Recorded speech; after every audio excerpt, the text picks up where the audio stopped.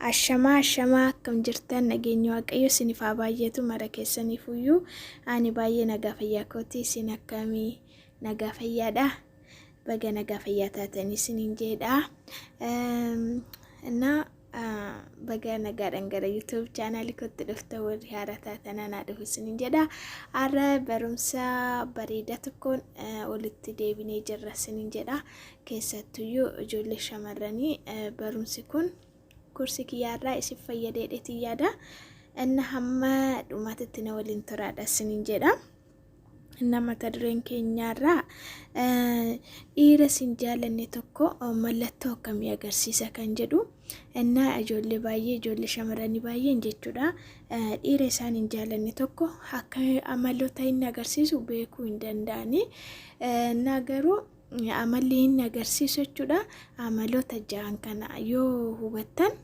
jaalalli jaalalleen keessassun yoo jaalala sobaa akka ta'e akka irraa bartan isiniin jedha amaloonni ja'an kun maalidha kan jedhu waliin ilaallaa tokkoon isiniin jedha na waliin tura isiniin jedha na dubartiin haga feete yoo bareeddee haga feeterruu qabeenyoo qabaatte dhiirri isin hin jaalanne dhiirra jaalala isiniif hin qabaanne jiraachuu ni danda'a jechuudha akkanatti hubachuu dandeessan beekuu qabdan jechuudha dhiirri tokko akkamitti jaalala dubartiidhaaf hin qabaanne yookiin dubartii tokkoof jaalala hin qabaanne mallattoo akkam agarsiisa kan jedhu waliin ilaalla inna dubartoonni keessattuyyuu jaalalaan baay'ee miidhamu ijoollee shamarranii osoo hin miidhamin dura garuu akkamitti nama isin hin jaalanne dhiira isin hin jaalanne tokko salphumatti beekuu dandeessan osoo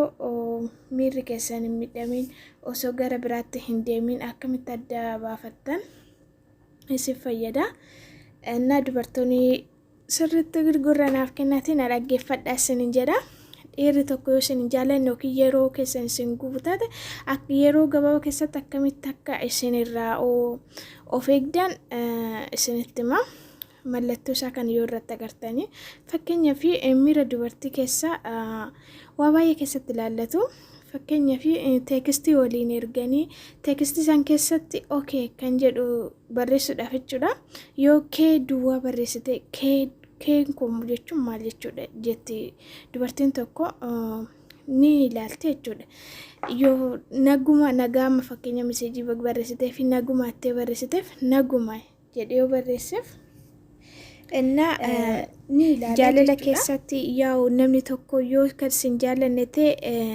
mallattoowwan kana agarsiisan jechuudha kan jalqabaa suuli yeroo jirutti salphaadhumatti yaanni isaa addaa faffaca'a ati bira jiraattee ooduma bira teessu jaalalleen kee yookiin hiriyaan kee kun yaanni isaa adda faffaca'a bilbila ilaalaa bakka biraa daawwataa san ilaalaa lafa ilaalataa xiyyeeffannoo dubbii irratti siif hin kennu jechuudha waan ati jettu hin dhaga'u odoo si jaallate ija keessa si ilaalee sitti haasaa jechuudha osoo kan nama saalfaturree taate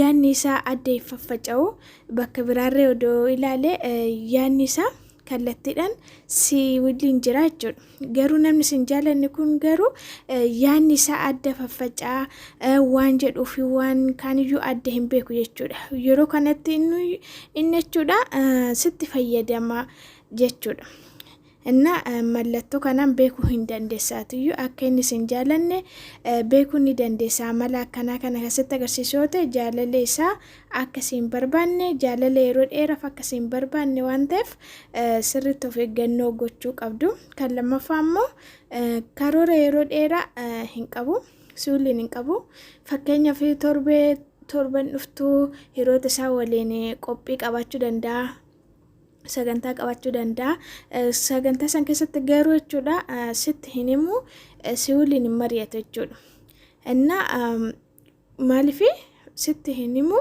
odoo sitti hin himin beellama san irratti argamu barbaada jechuudha inna waan san ati maal akka ta'e hin beektu qophii akkamii akka ta'e hin beektu sitti hin himu jechuudha inna siin hin mari'atu ofuma isaatiin godha jechuudha waan ofiin godhu mara keessatti ati keessa hin jirtu jechuudha osuma jennu namni dhiiraa tokko jaalalleen kee tokko sagantaa ofii kan immoo nama baay'ee jaalatu qofatti kan himu jechuudha. Kun uumama dhiiraati. Ati jaalallee taatee kan waan ofii sitti nimne kan waan ofii sitti nimne kan karoora isaa sitti nimne ati karoora isaa keessa kan hin jirre yoo ta'e namni kun siin jaalatu jechuudha. Kanaafuu of eeggannoo godhaa. Of eeggannoo gochuu qabda daftee ta'e mallattoo sitti agarsiisan keessaa isa lammaffaa isa kana yoo siin jaalanne karoora egeree godhu karoora yeroo dheeraaf godhu si waliin hin mari'atu jechuudha. Waa'ee nama sanii hin beektu jechuudha. Haala kanaan mallattoo isaa kanaan jaalala akka inni siif mul'isne kan sadaffaamooyyuu hiriyoota isaa walisiin barsiisu yookiin walisiin hin beeksisu jechuudha. Fakkeenyaaf yoo si barsiise waan garaagaraa waan jiruufiyyuu inni kanaafiyyuu nama tokkoon si barsiiseyyuu jechuudha. Nama tokkoon nama saniyyuu ati nama akkamii akka ta'e hin beektu. Namni sun maatii isaa ta'uu danda'a fira jechuun nama waa'ee isaa nama baqa gara isaa goru ta'uu danda'a jechuudha. Malee hiriyoota isaatiin maatii isaatiin walsin barsiisu. Maaliif yoo wal si barsiise maatiin isaa yookiin hiriyoonni isaa akka gadi hin dhiisne waan beekaniif ati inni mooyyuu jechuudha san hin godhu jechuudha. Maaliif yeroo dheeraa si waliin jiraachuun barbaade waan ta'eef nama akkasiitti wal si barsiisu jechuudha. Hiriyoota isaatiin maatii isaatiin wal si barsiisu jechuudha. Innaa kanaafuu isin of eeggannoo gochuu qabdanii. Maaliif namni kun maatii isaatiin wallan barsiisne hiriyoota isaatiin wallan barsiisne jettanii dhaabbattanii yerootti yaaduu qabdanii jechuudha. Malloon ta'uun kana yeroo agartan yeroo inni wal sin barsiisne yoo ta'e innaan namni si jaalatu tokko kan namni si jaalatu tokko hedduutu jira kan biraa barbaaddachuutu sirreera. Inni afraffaan immoo maalidha? Itti of hin amantu. Inni itti of hin amantu jechuudha. Riyaa jechuun bakka ati rakkattetti bakka si barbaachisutti siif hin argamu jechuudha. Hiriyaa wayii qaba garuu hiriyaa sun garuu jaalallee irra inni qabdi. Maal jetti osoo aggafee rakkadheerree ani isatti hin dawwalu isa biratti hin dawwalu hiriyaa isaa biratti hin dawwala yeroo barbaadutti akkam barbaadutti waan barbaadu naaf godha. Isa yoo hin dawwaleef yookiin bilbilli isaan hojjetu sababa baay'ee qaba jechuudha isa wajjin wal arguuf.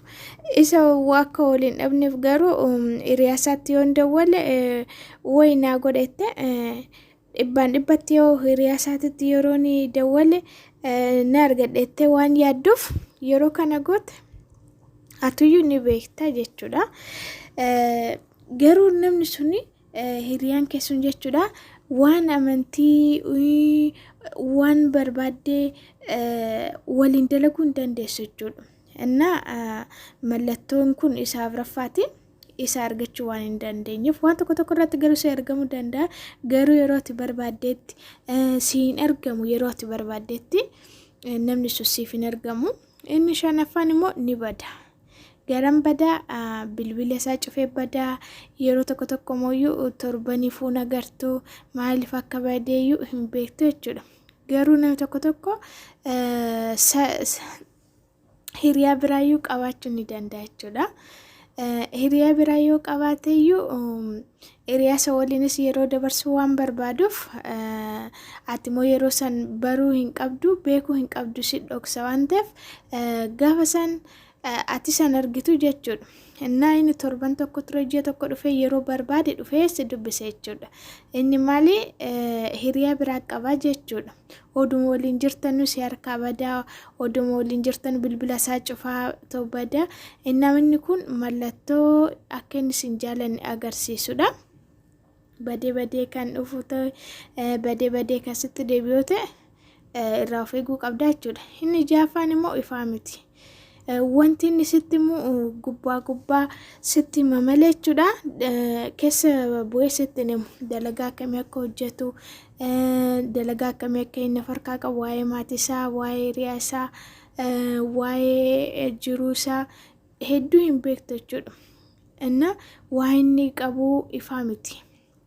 Fakkeenyaaf barumsa maasterii kan eegalu yoo akka inni qabuyyuu ta'e jechuudha ati hin beektu.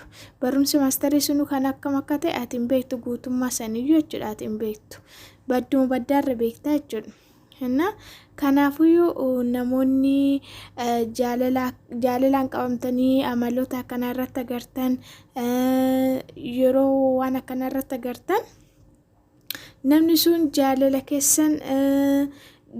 keessan kan fuuldura waliin akka deemu hin barbaadu jechuudha. Jaalala yeroo dheeraa si waliin dabarsuuf hin barbaadu.